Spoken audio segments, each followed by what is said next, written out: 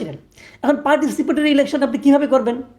যদি যেই নির্বাচনে আওয়ামী লীগ ইলেকশন করতে পারবে না, এটা এখন মোটামুটি বোঝাই যাচ্ছে তারা আওয়ামী লীগকে নির্বাচন করতে দেবে না, আওয়ামী লীগকে নির্বাচনের বাইরে রাখবে। মানে ব্যালটের পেপার আপনি যখন ভোট দিতে যাবেন সেখানে নৌকা মার্কার কোনো প্রতীক থাকবে না। এবং আজকে আমি যেটা দেখলাম যে জাতীয় পার্টির একটা সমাবেশ ছিল, সেটাকেও কিন্তু পুলিশ ভেঙে দিয়েছে। কাজে আমার সন্দেহ হচ্ছে যে লাঙ্গল মার্কাও হয়তো থাকবে না। তো নৌকা মার্কা থাকবে না, লাঙ্গল মার্কা থাকবে না, তারপর আপনি একটা ইতিহাসের সর্বশ্রেষ্ঠ নির্বাচন করে ফেলবেন। সেই নির্বাচন কীভাবে পার্টিসিপেটরি হবে এটা বলা বড় কঠিন। কিন্তু হিউম্যান রাইটস ওয়াচ যত কিছুই বলুক না কেন, এবং উনি কেবল হিউম্যান রাইটস ওয়াচ কেন, আরও 20টা আন্তর্জাতিক সংগঠন যতই অন্তর্ভুক্তমূলক অংশগ্রহণমূলক নির্বাচনের কথা বলুক না কেন, যতই বলুক, আলটিমেটলি আওয়ামী লীগ নির্বাচনে সম্ভবত আমার যতটুকু উপলব্ধি হচ্ছে এই সরকারের কর্মকাণ্ড দেখে হয়তো আগামী নির্বাচনে আওয়ামী লীগ থাকছে না। যদি আওয়ামী লীগ না থাকে তাহলে নির্বাচনটা কেমন হবে? আসলে আমার আজকের আলোচনার প্রতিপাদ্য বিষয় হলো এটাই, যে আওয়ামী লীগ নির্বাচনে থাকবে না, তাহলে নির্বাচনটা কেমন হবে? তাহলে কার সঙ্গে কার প্রতিদ্বন্দ্বিতা হবে? আপনারা হয়তো সবাই বলবেন কেন বিএনপি এবং জামাত ইসলামের প্রতিদ্বন্দ্বিতা হবে। আমি যদি বিষয়টাকে ঘুরিয়ে বলি, একটা কথা ভাবুন তো, এই বাংলাদেশে যে কোনো পরিস্থিতিতে যদি নির্বাচন হয় এখনকার বাস্তবতায়, জামাত কিন্তু প্রতিদ্বন্দ্বিতা থাকার মতো কোনো দল না। আওয়ামী লীগ এবং বিএনপি নির্বাচনে প্রতিদ্বন্দ্বিতা করবে, কিন্তু যেহেতু আওয়ামী লীগ নেই, জামাত প্রতিদ্বন্দ্বিতা করবে। এবং ইন্টারেস্টিংলি জামাত এখন মনেও করে, জামাতের অনেক নেতৃবৃন্দকে আমি বলতে শুনেছি, ভাবতে শুনেছি, তাদের সঙ্গে আমি আপনার অফ রেকর্ডে কথা বলার সময় শুনেছি, ওরা আশা করছে ওনারা কিন্তু নির্বাচনে বিজয়ী হয়ে ক্ষমতায় আসতে পারেন। কিসের উপর ভিত্তি করে তারা ক্ষমতায় আসতে চাচ্ছেন? তাদের এই হিসাবটা কি একেবারে হাস্যকর? তারা কি কল্পনার জগতে আছেন?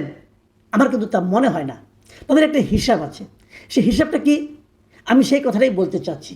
সেই হিসাবটা হলো আমার বিবেচনায় আওয়ামী লীগ বলেন, জাতীয় পার্টি বলেন, এরা যদি নির্বাচনের বাইরেও থাকে, তারপরেও আসন্ন যে নির্বাচনটা হবে সেই নির্বাচনে আমার বিবেচনায় মূল ফ্যাক্টর হবে আওয়ামী লীগ। আওয়ামী লীগ নির্বাচনে আসলেও আওয়ামী লীগ মূল ফ্যাক্টর, আওয়ামী লীগকে নির্বাচনের বাইরে রাখলেও আওয়ামী লীগ মূল ফ্যাক্টর। আপনি বলবেন কীভাবে? হ্যাঁ, সেটাই কথা। আওয়ামী লীগের উপর নির্ভর করবে নির্বাচনটা কেমন হবে। প্রথমত ধরেন যে আওয়ামী লীগ সিদ্ধান্ত নেয় যে আমরা কেউ নির্বাচনে ভোট দিতে যাব না, যদি এই সিদ্ধান্তটা আওয়ামী লীগ নেয়, তাহলে এই নির্বাচনে ভোটের পরিমাণ পড়বে অনেক কম, এবং এত কম যেটা নাকি আন্তর্জাতিক পর্যায়ে এই নির্বাচনের বৈধতা নিয়েও প্রশ্ন উঠতে পারে। যদি আওয়ামী লীগ সিদ্ধান্ত নেয় যে আমরা ভোট দিতে যাব না, এবং যদি আওয়ামী লীগের কেউ ভোট দিতে না আসে, তাহলে এবং ভোট না দেওয়ার পক্ষে যদি আওয়ামী লীগ তেমন কোনো কিছু কিছু কার্যক্রম করে, তাহলে কিন্তু নির্বাচনের ভোটের উপস্থিতি নিয়ে একটা আশঙ্কা তৈরি হবে। এটা হলো একদিকে, মানে আওয়ামী লীগ নির্বাচনে অংশ না নিলেও এটা হতে পারে। আবার যদি আওয়ামী লীগ সিদ্ধান্ত নেয় আমরা ভোট দেব কিন্তু বিশেষ একটা দলকে পাশ করাবো, সেটা করার অ্যাবিলিটিও আওয়ামী লীগের আছে। মাথায় রাখবেন, আওয়ামী লীগের আসলে অনেক ভোট, যারা আওয়ামী লীগের খুব সমালোচক তারাও কিন্তু বলেন, আমি তাদের অনেককে বলতে শুনেছি, কত আর হবে আওয়ামী লীগের ভোট? 20%। এটা বলে তারা একটা তুচ্ছতাচ্ছিল করার চেষ্টা করে।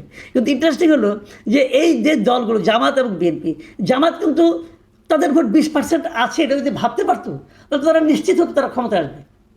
জামাতের ভোট তো 10%-এর উপরে না, কিন্তু সে 10% নিয়েও তারা ক্ষমতায় আসতে চায়, স্বপ্ন দেখে। কেন?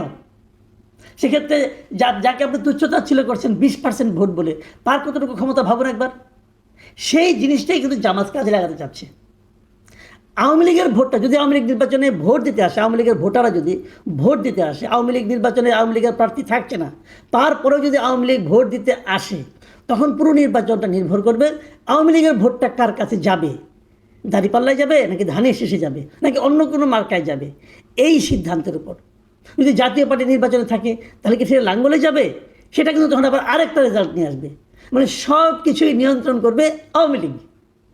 এটাই বাংলাদেশের রাজনীতির বাস্তবতা।